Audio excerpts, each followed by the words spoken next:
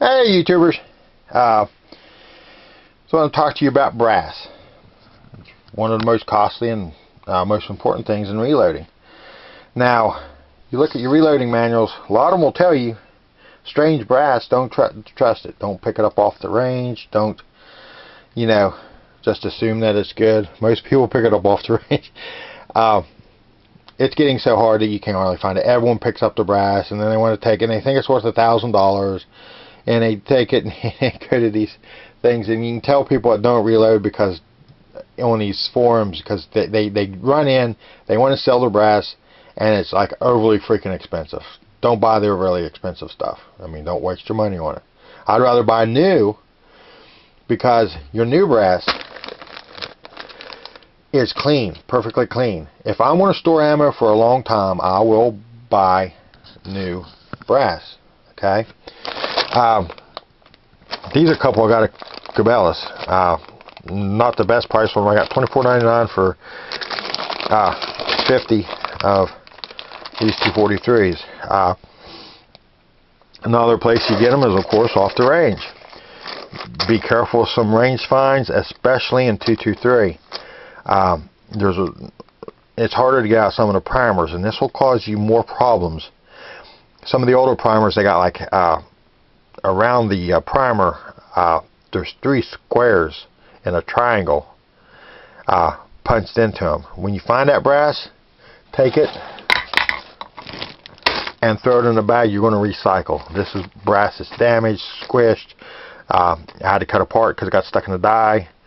My 223 dies are the most horrifically challenged.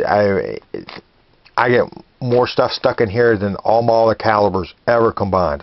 Actually, I've had one 243 round stuck, and I think that was like just some weird fluke. Like I said, be liberal with your oil. Don't. Everyone says, "Oh, don't put anything on it." No, don't. But you're getting them stuck, and then they laugh all the way home because you got them stuck. So get your old bag and throw that stuff away. If you're in doubt about something, recycle it. Like I said, you buy them new, find them on the range, or you can save your own ammo. Those are the 3 big ways you're going to get it. This is a little brass prepping tools that you get with the Lee set. Now, I'll put this red ball on there because my hands don't work anymore and it's kind of hard. They sell one with a bigger ball on it, but that's when it comes in the set. You get this little lock stud. This will go into any drill or a lot of the screwdrivers. I put it in my drill when I'm doing batches of 100. And there's a shell holder that screws in here. I got them in every die set. Here's my 9mm dies. Now, in the back of it here, this little shell length gauge and that little tip goes down through the primer pocket. Okay, that's what centers it, but it screws into there, and the shell holder screws onto there. That's how you trim your brass to length in the Lee setup, and then you can chamfer and deburr it with this little tool. Of course, 9mm doesn't work because it's not long enough. I need to cut part of this off of one of these. I got 2 of them, but they don't wear out very often. I mean, except like if you're doing one caliber like 223, it seems to start getting dull in that one area. But anyway, and here's your little primer pocket tool. I've used my fingers to death on these, and these things are still going. I do file them down a little bit, especially on the small one, just to keep it sharp.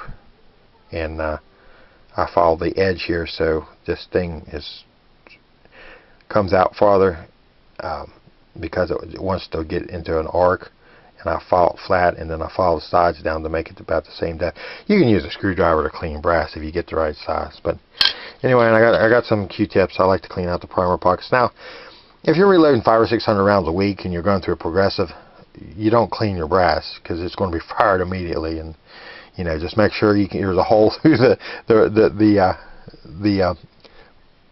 from the primer pocket into the cartridge, so it'll fire, and that's about all you're going to worry about. But if you want to keep this for a while, or even a year or two, you want to clean your brass. And the most important piece of equipment, get you a paper clip. And what this does is, let me show you in the book here. Now, this is my Lyman 49th reloading manual, so I got to give them credit for the picture. But on most of your cases, you'll see the wall in the bottom is thicker, and it thins up, and there's a little point where it does. Now, when you're reloading, when you fire it, the brass stretches, and when you reload it, it pushes back. Working the brass, you'll start getting what they call it this is the case head, and they call it a head or incipient head case separation or some crap like that. It basically, the back of it comes off on the front of it, but it starts on the inside, not the outside.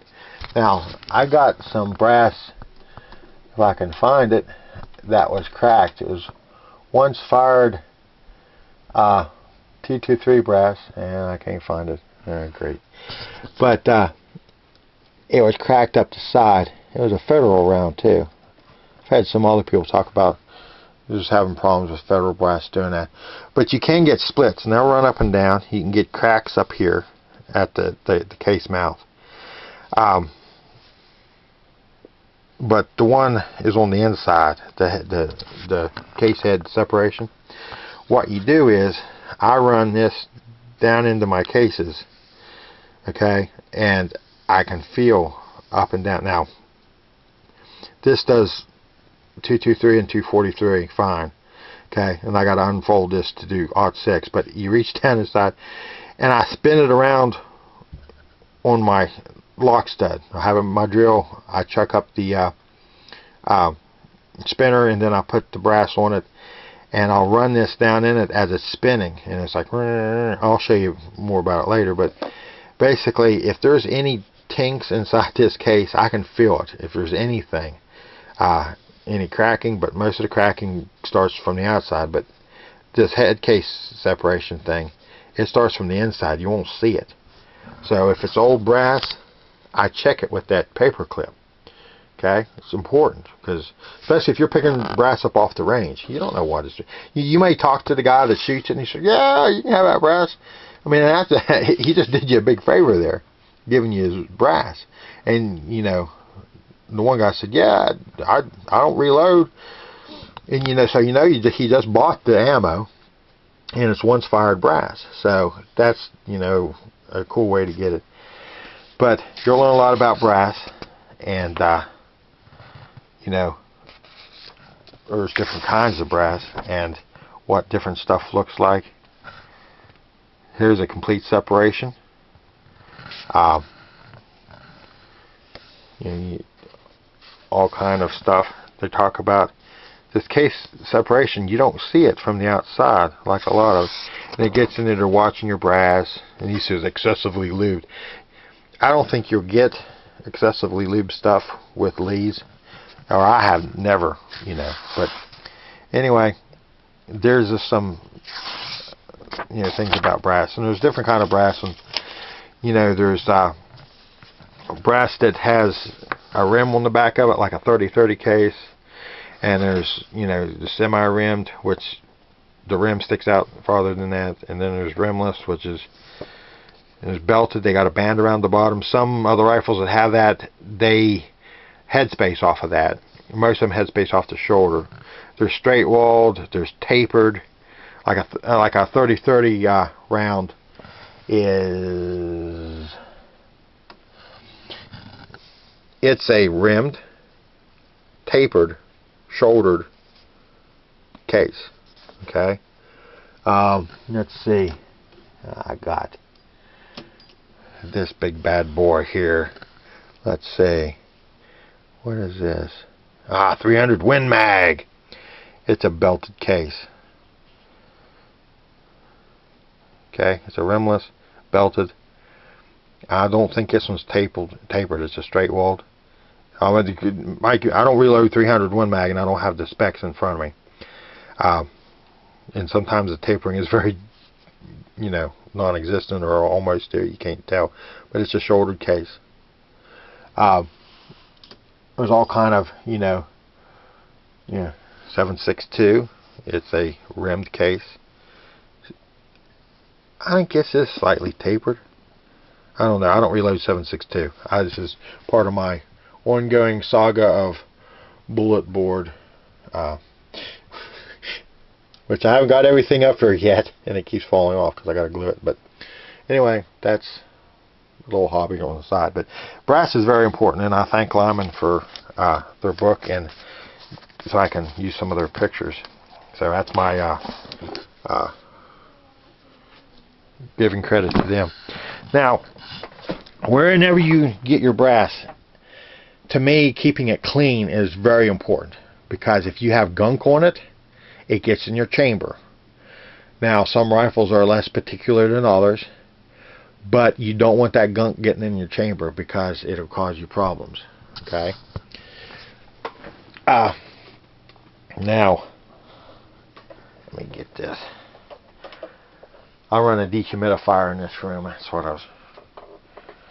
Okay. Now,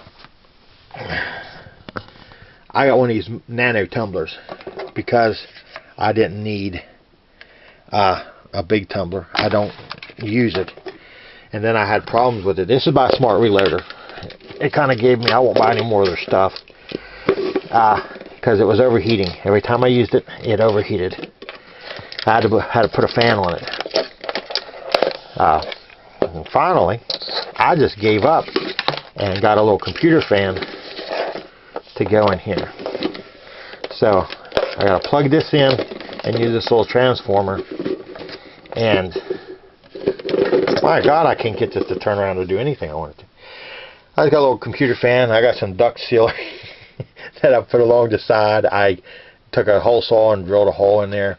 See, they don't have any vents in the bottom of it. Well, like, where's the heat going to go up through the unit? I think if they cut holes in that or put a vent, it would let the air go up through. Of course, I tried it without that plate, and it's still overheated, but I don't know. So I put the fan on it because this uses less than a big fan blowing on it. And it's been fine since then. I've used it for about 3 years, and I can't fault the little thing. It's still going, but it's just stupid that you got to fix projects. And I've seen some of the Frankford Arsenal ones that come with the tumbler thing to get your brass, to get your cleaning media off of it, which is nice. And I probably would have went that way, but I seen this one. It was like $20 or $18 at the time. I was like, that's fine. Well, it wasn't quite fine, but anyway. Now, this is the Cabela's metallic polish that I use. I'm currently into that. Yeah, I'm currently into this one-shot stuff. I don't like it as good as the Cabela's stuff. It's funny. This is the best case polish I've ever used, and the Cabela's lubricant. I mean, I got a bad bottle, but it's the worst case lubricant I ever used. That's why I went to Motor Oil and just said the heck with it. You can buy these in a package. It's actually cheaper. These are like $10 separate, and it's $16.99 with the media. I think I paid $12.99 for my first box, but so it's kind of cheaper to get the media with it. But you also use that new finish car wax, anything without ammonia in it. Well, and most of them don't have their ingredients in it, so you don't know. But anyway, I keep mine in a little tub, and I put my uses. Now, you hear people on the internet say 15 uses or something. Well, I want to tell you a trick where you can get 35, 45, even 50 uses out of it. This is like my third batch of this stuff. No, I'm sorry. It's my fourth batch, because I had my first batch, I think I ran it 50 times. And I went 40 some on the next one. I went 35 on the last one because it depends on what you're getting off the range and stuff and running on it. And this one's went 3. You save it. Once I dump it in there, I use this. I dump my stuff back in there and shake it around, and pack my brass, and I throw it in little bins and to clean it, to make sure you get all the stuff off of it. You want to bang it around after you get it out. But that's brass prep. When I get stuff off the range, I do reloading for shotguns too. I get a 5-gallon bucket. I go out there, I grab what I can, and I bring it home and I wash it, because the shotgun hulls, you get spiders in them. Then I'll lay them out here in front of a patent air circulator fan that I can angle downwards. I put them on a blanket, lay out everything, make sure all the water gets dumped out of them after I wash them. And I lay them there overnight, let them dry. And then I sort out my brass. It's dry by then. And then I'll tumble it in whatever groups that I come up with. That's why I like a smaller tumbler, because I got to separate out in groups. Remember what I said about, you don't throw some, 5 times fired 223 rounds in with some once fired 223 rounds, because you get them mixed up. Now, if you have some 243 and 223, you can keep it separate, or if you can look at the head stamps. But if it's all Lake City or it's all Federal, it's kind of hard to tell it apart. I got a lot of Remington brass for 243. It's really hard to tell it apart. I got some Winchester now. I'll be able to tell, But if you have a huge tumbler where you put 10 pounds of brass in it and go, you're going to get it all mixed up, and then you won't know how many times it's fired. Now, the 9mm is kind of, you can shoot the guts out of it, but, you need to keep your brass separate in amounts of times that it's fired, and I do that with bags inside of containers and whatever. But you try to keep it separate, and you want to get it shiny. You want to get it really, really shiny. That's clean. Clean is better. That waxy buildup on it that makes it shine, or the polishing of it, it'll keep it from tarnishing. Now, 10 years down the road, when you try to chamber a round that you have stored for Armageddon or Doomsday or whatever, you go to chamber that round, it's all already started to corrode, or because it oxidizes, not corrode, it oxidizes, and it'll start turning that. You get that black sooty look on them, and it looks like old water pipes. You don't want that, because that gets in your rifle, and it starts getting it gummed up. Now, as far as media, this is just corncob. That's all I use. I've never used walnut.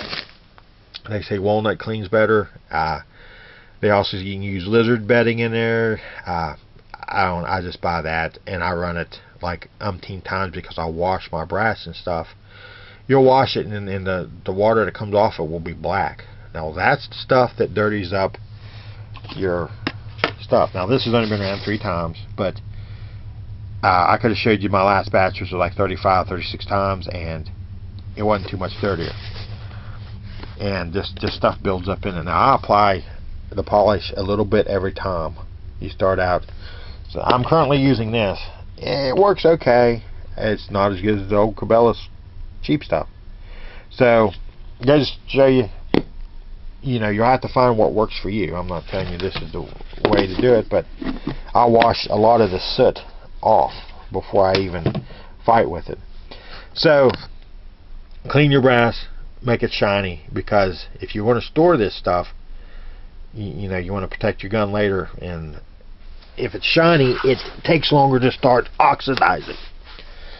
So whenever you get these rounds, they won't all be perfect.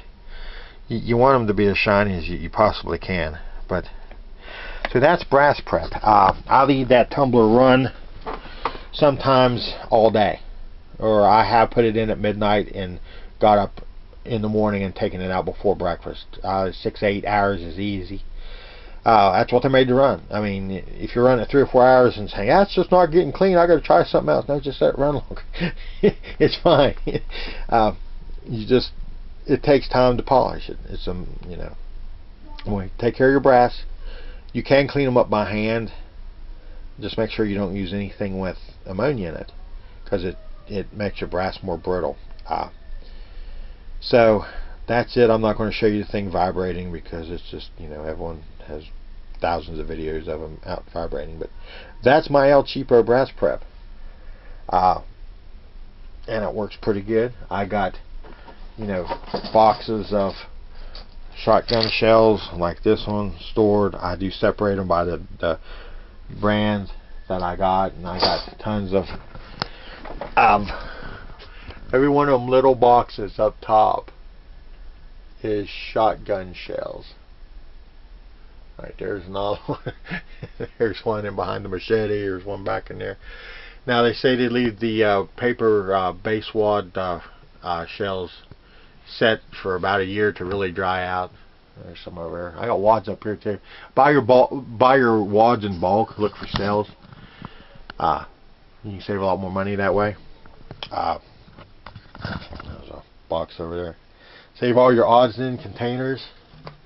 I use these are blister packs that I cut open to get something out of. But I use these little trays. I'll put brass in it when they first come out of my thing, and I'll shake it around, and then I transfer them to a second one, and it gets more of the little granules of your corncob media out of them.